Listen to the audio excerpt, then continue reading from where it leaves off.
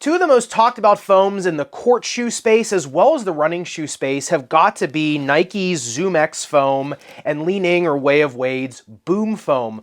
Both of them made from PEBAX, same core material. However, there are a ton of differences between the two of them once you actually start testing them and once you start putting them on foot. So let's see which one is best for you. There we go. Now, over the course of researching and putting this video together, I've learned more about phtalates, copolymers, and plasticizers than I ever need or should ever want to know. However, some things really stuck out to me are actually pretty jarring about the process of making PEBAX and making these shoes. Now, like I said, ZoomX and Boom foam are both made from the same base compound. Now that is PEBA, P-E-B-A.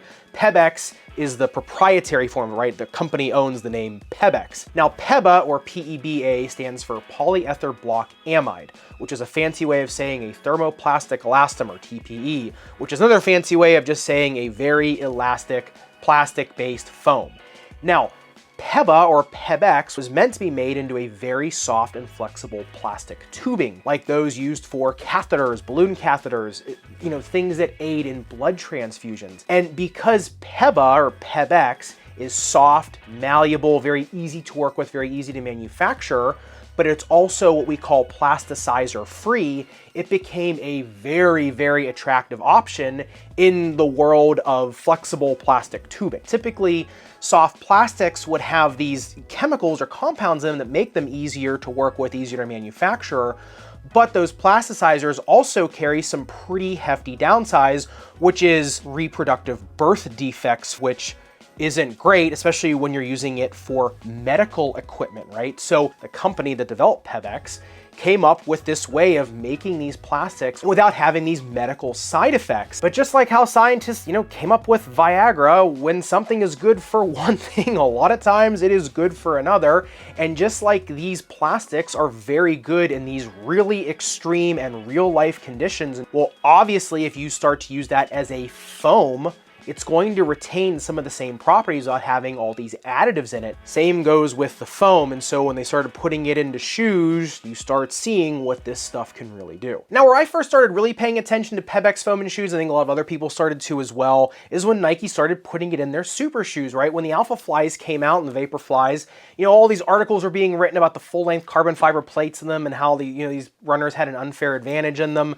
But honestly, it was the PEBAX in the midsole that I think was really the technological marvel in there. Having a foam structure like that was that lightweight, had that much energy return, and could resist someone's force over marathon distance, I thought was really going to be the blueprint for shoes going forward, and to some degree, it has. And if you've ever put on a ZoomX running shoe, you'll know, number one, they squeak a little bit different. They just feel and sound a little bit different underfoot. It almost feels like a pogo stick underneath of you, and it sounds like a pogo stick underneath of you because the foam is just bending, contracting, and snapping back in a different way than a lot of other, EVAs, nylons, TPU foams out there. And that's because it is the structure of it is just deforming and reforming a lot differently, and it's just a little more of a violent foam. Now, of course, technology, especially something as relatively simple as foam technology, doesn't really stay, internal for long. Li-Ning started putting it in their basketball shoes, a little while ago now. It's not necessarily a newer technology, but the thing about ZoomX is that everyone didn't think that you could put ZoomX or PEBAX in a basketball shoe for a while because people thought it was just too lightweight. In running, you're going north to south, right? You don't need a lot of side-to-side stability, and so it's fine for that, right? It resists compression. It is relatively extremely durable for the weight of it, but in terms of side to side, when you're going side to side on, even if you put one of the running shoes on, it just crumbles when you go side to side.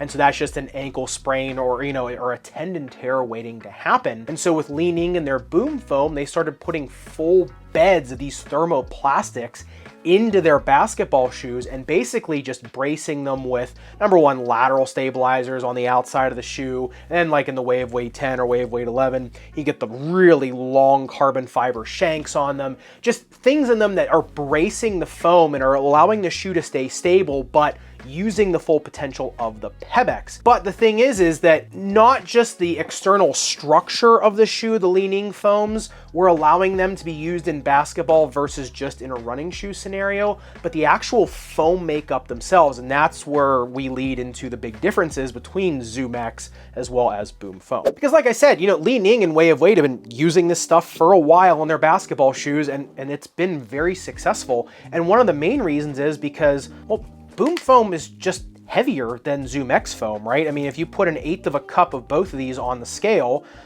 Boom Foam is almost twice as heavy as ZoomX. And so when you put them in your hands, yeah, let's be honest, both of these are incredibly lightweight products. The Boom Foam still does feel heavier than the ZoomX foam when you have equal parts of both of them in both your hands. The pros and cons that on a basketball court, yeah, this stuff is gonna stay much more stable versus on the ZoomX foam, whereas if you're at mile 19 or 20, this stuff is probably gonna start to feel a lot lighter than the Boom Foam, even though, like I said, both of them are super, super light. The ZoomX still a little bit lighter. And so interesting enough, you would think that the ZoomX foam in terms of energy return wouldn't be as good because the Boom Foam is a little bit more dense, right? It's gonna have a little bit more pushback. However, you look at the average bounce height test of both of these, which was actually really hard to do because I had to, not get any of the shoes that had Zoom Air in them. I had to extract all where I was actually just going over ZoomX foam. And if you look at the average bounce heights of all the shoes I did with ZoomX versus all the shoes I did with Boom Foam, ZoomX comes in at 40.15 centimeters average and Boom Foam 42.1 centimeter average. So I mean, they're incredibly close together with ZoomX still being quite a bit lighter. And of course, shock absorption is a little bit tougher to calculate in something running versus basketball, something that's more north to south versus something that's more of a shearing sport going side to side. But I will say on Li-Ning shoes, it's also, like I said, a little bit more of a dense structure. So in terms of shock absorption, the Boom Foam to me is, I would say, a little bit of a step above the ZoomX. And remember, with shock absorption also comes durability. So, obviously with a denser foam on there, gonna get a little bit better durability out of the PEBAX. Remember, PEBAX is very lightweight, and for how light that, both Boom Foam and ZoomX are, they're not going to be as durable of foams as something like a super dense EVA like Phylon is. There was a study that came out that showed, yeah, PEBA-based foams are incredible when they're new, right? And you get much better running economy out of them, but EVA sometimes even perform better over a longer period of time. So remember, when you're talking about durability of PEBAX-based foams, you're talking about it relative to how lightweight they are. But in terms of ZoomX versus Boom Foam in terms of durability, then yeah, I mean, Boom Foam clearly is the winner there.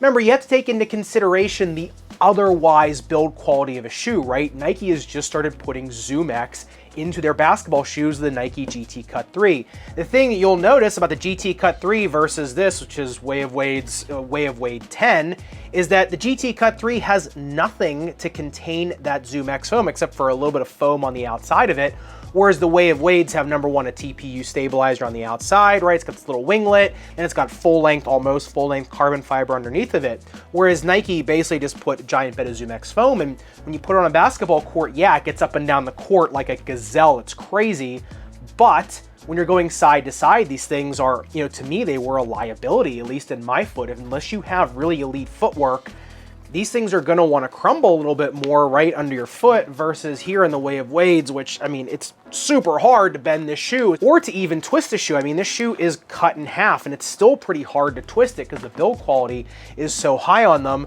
versus here on the GT Cut 3 where I can just literally, just do anything I want to it. Thing I would say is Nike has an opportunity with the ZoomX, right? Nike is working with, the same performing foam in a lighter package. They just have to package the shoe around the foam. And I think they've got, number one, tennis, volleyball, basketball, whatever they want out of it.